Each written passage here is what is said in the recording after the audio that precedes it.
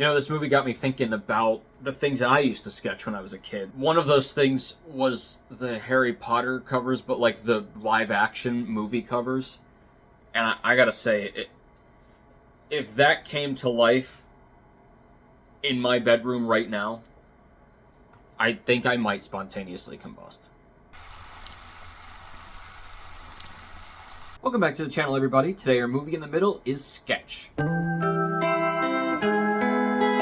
Sketch is the newest horror drama comedy, following a town plagued by monsters after a little girl's dark drawings come to life. It stars Tony Hale, Darcy Carden, Bianca Belle, Q Lawrence, and Kalon Cox. So last week I was looking for a movie to watch. There wasn't one that I was like, I have to see this one this week. This is the big one.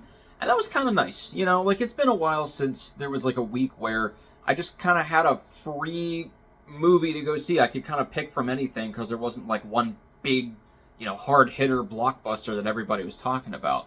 So I was kind of deciding between a couple, you know, Naked Gun, Nobody 2, a couple of fun ones. But I ultimately ended up on Sketch because it was one that I had heard about, I was intrigued by, not many people were talking about it, and I kind of wanted to see where that would go. Plus, I had heard that it was actually very good, and I was a little bit surprised by that, so I wanted to see what it was all about. Starting off with the highs, the premise. This is the type of idea that seems like it should work on paper, and then when you actually execute it, it's just too goofy, it doesn't work.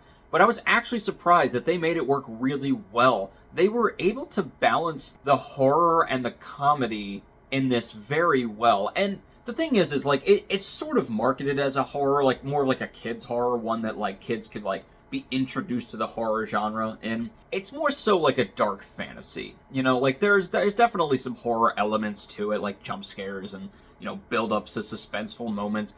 But it's honestly more of like a dark fantasy because it's this really imaginative, creative idea, but there's kind of an edge to it. And I was just really surprised that it worked because it either feels like a movie that you would think either shouldn't take itself seriously at all and leans into that campiness, or if it does take itself seriously, it's going to come off as silly and stupid. But it was able to be totally serious the whole way through, and a lot of that is due to the acting.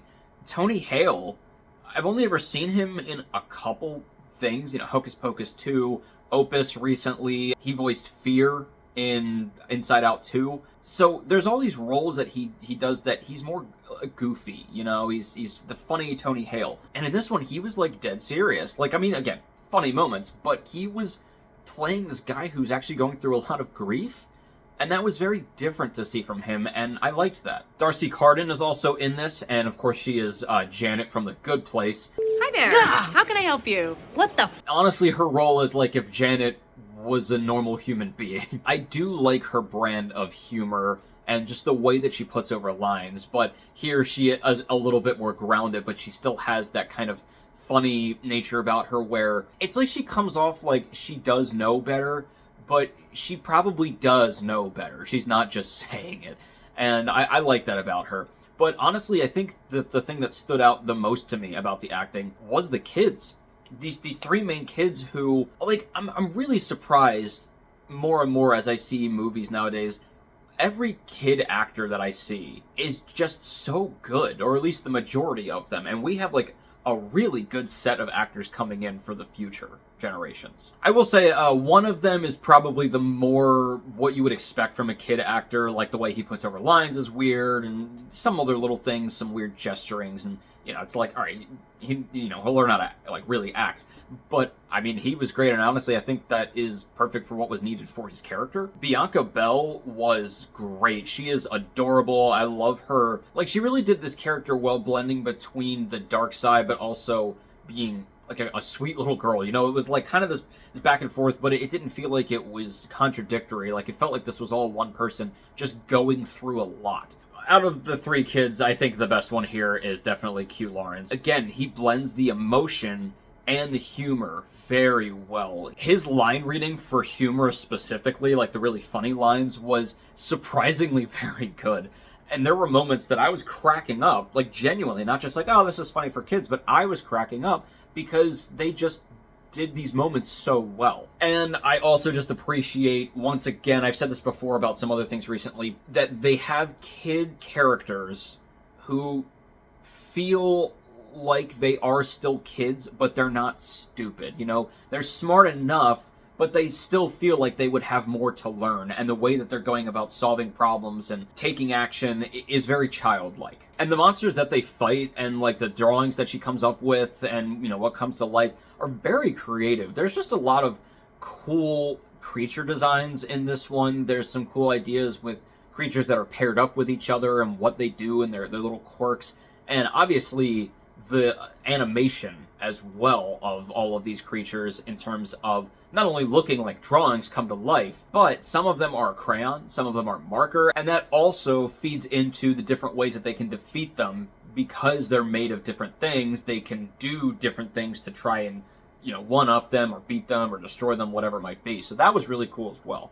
And lastly, the themes and emotion of the movie are really well done. It's nothing superbly revolutionary or anything like that, but I was just surprised how much I felt for these characters in this movie about drawings coming to life, because they're dealing with a bunch of grief. And we've kind of had a lot of horror movies about grief recently, but this one wasn't like diving so much into that it became depressing and unwatchable. It was just kind of one of the factors to push the story forward, rather than this entire movie is about feeling the dread of grief, which was a nice change of pace. And it is an interesting thought, like, what if your child does start drawing these terrible things? I mean, do you suppress that because that seems like it's weird?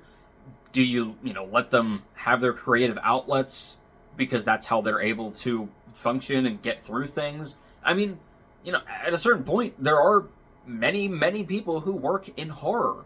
They have to start somewhere, and as a kid, maybe it looks like it's weird, but that could just be them developing their creative pursuits. I have one very small nitpick middle, and that's just some of the editing. I will say the editing for the humor was really well done. There's a lot of moments where it cuts off very quickly, and it's a lot funnier of a moment for it. But then I just found here and there were some kind of like dead spots. Maybe it was just me, but it felt like there were some character interactions where a character would say something and we cut to the reaction of the other character, and then we kind of cut back and forth again of them just looking at each other and they're not really saying anything, and I'm like, we could have probably dealt without those, right?